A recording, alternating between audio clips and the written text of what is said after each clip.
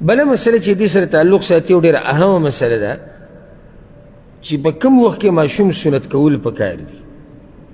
نو په دې کې د علماو اختلاف دی. بعضو ویلي یعنې په اومه ورځ او بعضو ویلي دي په 40مه ورځ او بعضو ویلي په کال کې دننه. خو دا خبره یاده کوي چې بنیادي مسله چې کله دا انسان بالغ شو که نه بالغ، نو په ده باندې بیا سنت کول د ده دا واجب شو، نو د دغې نه مخکې د ده سنت کول پکار دي.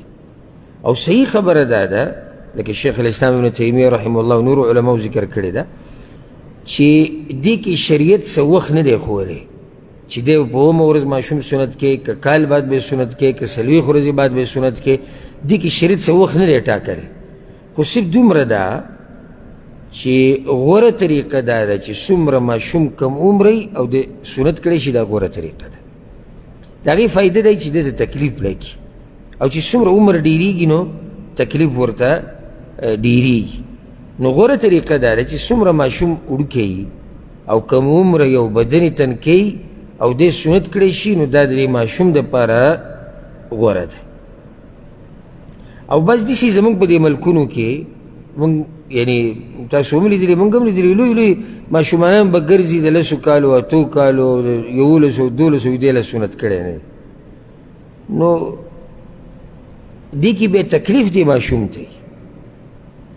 بل دا یو کار لازم دی چې لازم دی هغه په وخت باندې کول پکار دي. لکه امام بخاري په تاریخ اوسط کې یو روایت راوړی دی د عبدالله ابن عباس نه رضی الله عنهما، وی پیغمبر صلی الله علیه وسلم چې کله وفات کېدو نو زه د 10 کالو په خوا او شا کې ومه.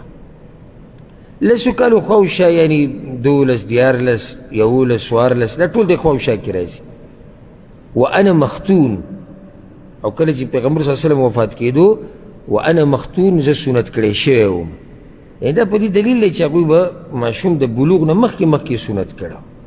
او ځکه روایت کې داسې هم راځي عبدالله ابن عباس وایي قبض النبي صلی الله علیه وسلم وانا ختیم، پیغمبر صلی الله علیه وسلم د دنیا نه لاړو او ساه د هغه نه واغستی شوه او زه په دغه ورځو کې سنت کړی شوی وم. یعنې دا نه چې په دې ورځو کې سنت کړی یم، یعنې زه داسې حال کوم چې زه سنت کړی شوی وم.